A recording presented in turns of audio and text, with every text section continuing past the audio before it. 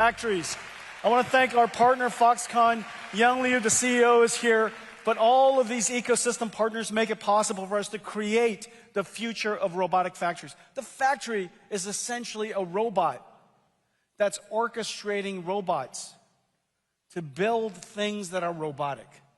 You know, this is the amount of software necessary to do this is so intense that unless you could do it inside a digital twin, to plan it, to design it, to operate it inside a digital twin, the hopes of getting this to work is nearly impossible. I'm so happy to see also that Caterpillar, my friend Joe Creed, and his 100-year-old company is also incorporating digital twins in the way they manufacture. These factories will have future robotic systems, and one of the most advanced is Figure. Brett Adcock is here today. He founded a company 3.5 years ago. They're worth almost $40 billion today. We're working together in training the AI, training the robot, simulating the robot, and of course, the robotic computer that goes into Figure. Really amazing. I had the benefit of seeing it. It's really quite extraordinary. It is very likely that humanoid robots, and my friend Elon is also working on this, that this is likely going to be one of the largest new consumer electronics markets, and surely one of the largest industrial equipment market. Peggy Johnson and the folks at Agility are working with us on robots for warehouse automation. The folks at Johnson & Johnson working with us again, training the robot, simulating it in digital twins, and also operating the robot. These Johnson & Johnson surgical robots are even going to perform surgery that are completely non-invasive surgery at a precision the world's never seen before. And of course, the cutest robot ever, the Disney robot.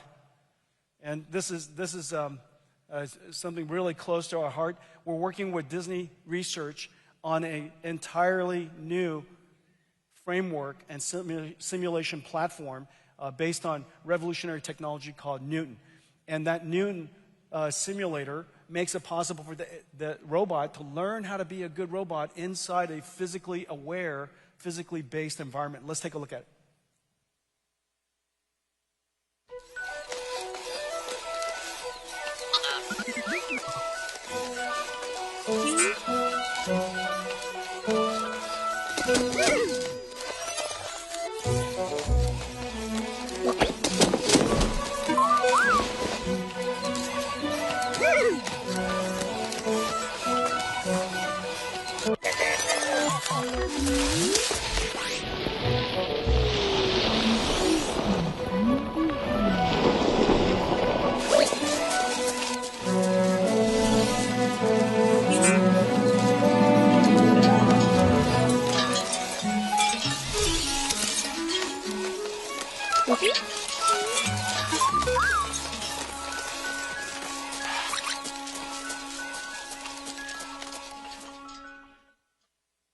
Blue, ladies and gentlemen, Disney Blue. Tell me that's not adorable. He's not adorable.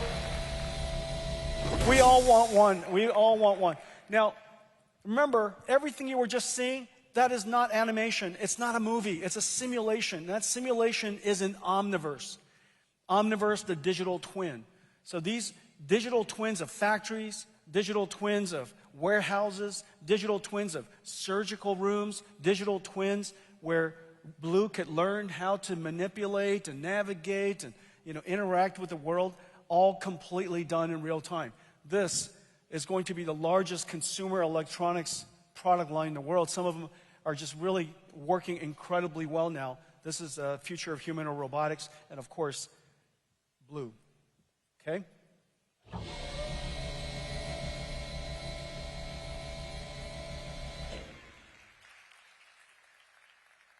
Now, humanoid robots is still in development. But meanwhile, there's one robot that is clearly at an inflection point, and it is basically here. And that is a robot on wheels.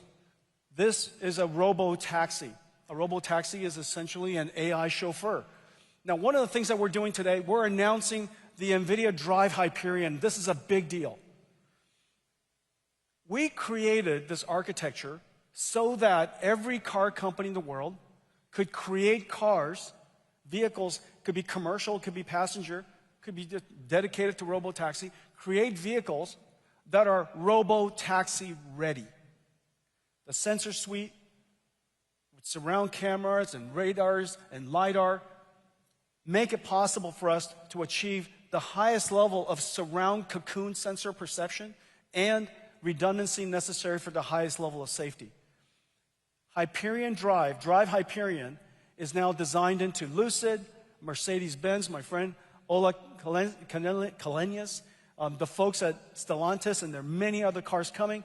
And once you have a basic standard platform, then developers of AV systems, and there's so many talented ones, Wave, Wabi, Aurora, Momenta, Neuro, there's so many of them.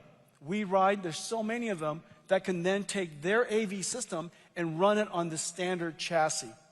Basically, the standard chassis has now become a computing platform on wheels. And because it's standard and the sensor suite is comprehensive, all of them could deploy their AI to it. Let's take a quick look.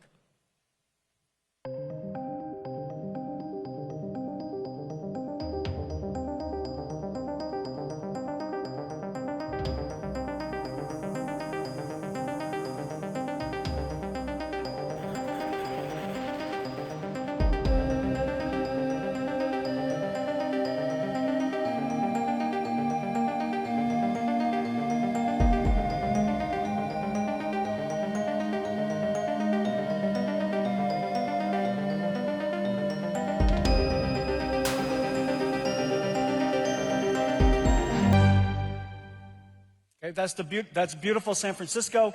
And as you could see, RoboTaxi's inflection point is about to get here. And in the future, 1 trillion miles a year that are driven, 100 million cars made each year. There's some 50 million taxis around the world. It's going to be augmented by a whole bunch of RoboTaxis. So it's going to be a very large market. To connect it and deploy it around the world, today we're announcing a partnership with Uber. Uber, Dara K. Dara is going to, we're working together to connect these Nvidia Drive Hyperion cars into a global network. And now in the future, you'll be able to hail up one of these cars, and the ecosystem is going to be incredibly rich, and we'll have Hyperion or RoboTaxi cars all over the world. This is going to be a new computing platform for us, and I'm expecting it to be quite successful. Okay. So this is what we talked about today. We talked about a large number of things. We spoke about, remember, at the core of this is two platform transitions, from general purpose computing to accelerated computing. Nvidia CUDA and those suite of libraries called CUDA-X has enabled us to address practically every industry, and we're at the inflection point. It is now growing as a virtuous cycle would suggest. The second inflection point is now upon us. The second platform transition, AI, from classical handwritten software to artificial intelligence. Two platform transitioning happening at the same time, which is the reason why we're feeling such incredible growth.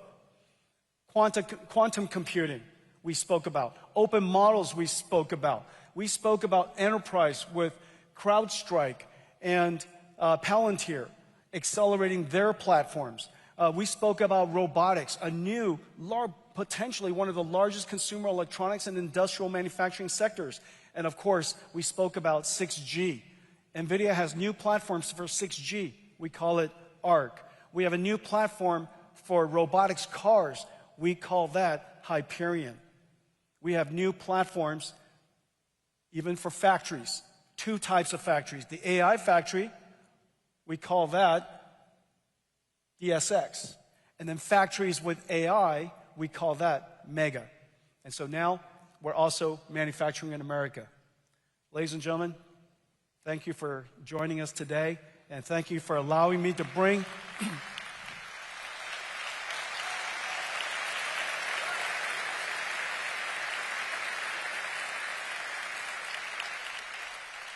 Thank you for allowing us to bring GTC to Washington, D.C. We're going to do it hopefully every year. And thank you all for your service and making America great again. Thank you.